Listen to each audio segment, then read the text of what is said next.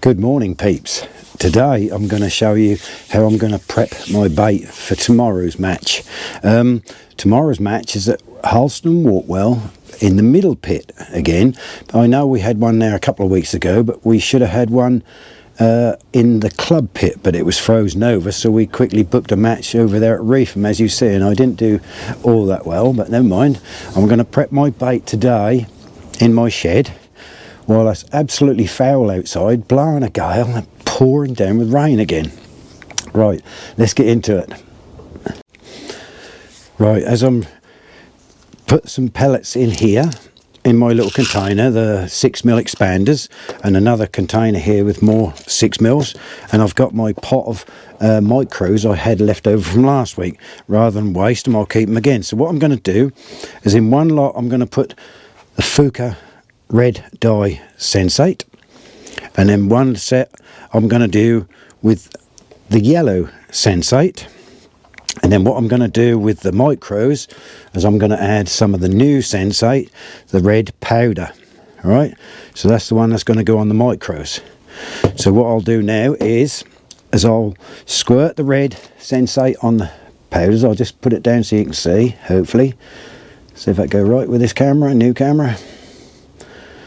Yes, you can see that. Right, what I'll do is, I've already shook this up. I'll squirt a good bit in here.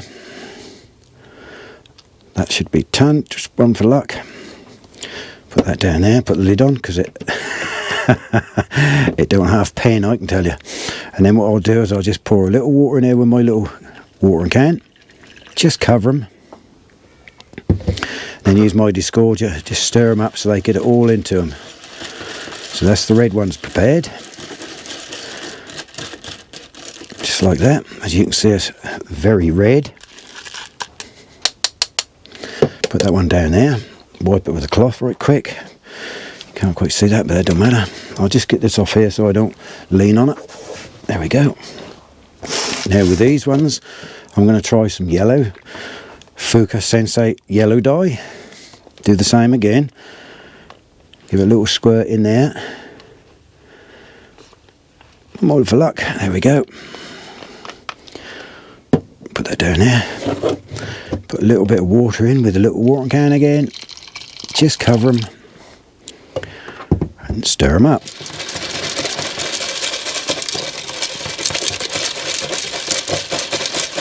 Just give them a good stir, and then you just leave them to soak. They'll be perfect for tomorrow.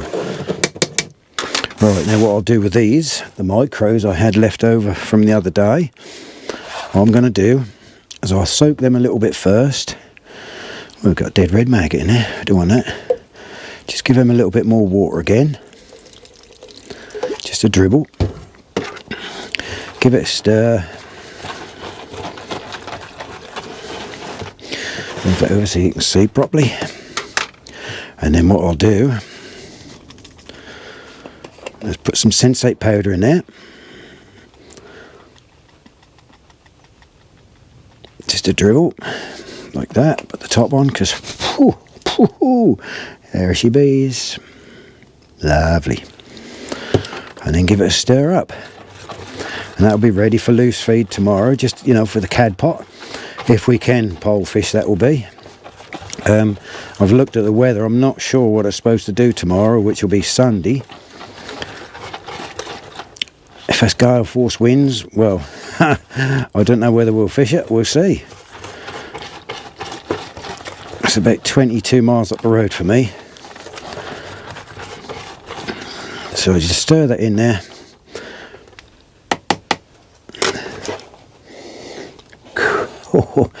And as you can see, lovely, look. Not too wet, but not dry. And what I'll do is I'll just put a pinch of those in the little cad pot I should be using. I should be using a little cad pot on the pole, but like I said, if it turns up and it's too rough for tomorrow as well, we go on the feeder and hide behind the brolly. You know, you have to do what the weather conditions are doing at the time. If it's behind the brolly, but there you go, you can underarm a feeder, can't you see? So that's my bait prep for tomorrow. Right, let's show you some more gear. Right, I've come back in the shed. They've been soaking away. As you can see, they're starting to take in all the water. These will be okay. See, they're getting nicely soaked up. You can see they're expanding very well. They've got plenty of time. Right, let's have a look at my setup I've got ready for tomorrow. See if I can focus it in, because they don't focus in very well. If I can get close enough up, there's one setup I've got. If I put it in the whole of my hand, it may focus. That's the Matrix Stubby Slim.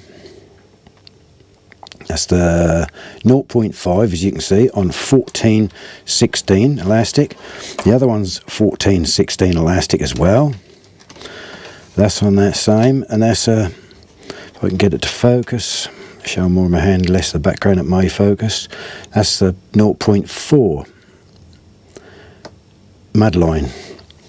And next week I've got another match with my friend in Norfolk, Kelvin. This is a silverfish match, and I've got 8 to 10 elastic on that. And on this one it'll be set up with a Mark Pollard for the silverfish. It's upside down, but that's a Mark Pollard. That's a 1 gram float, and the bait is all ready. Right, that's just to show you how I'm prepping for another match. As you know, I'm now starting to get into matches, having some good fun. There's some good people on their matches, the Nomads, the Norfolk boys, and the Haleston Wortwell lads. They're all nice people as well, and have a bit of a laugh. That's good fun. Still, thank you very much for watching. I'll catch you in the match tomorrow. Bye bye for now.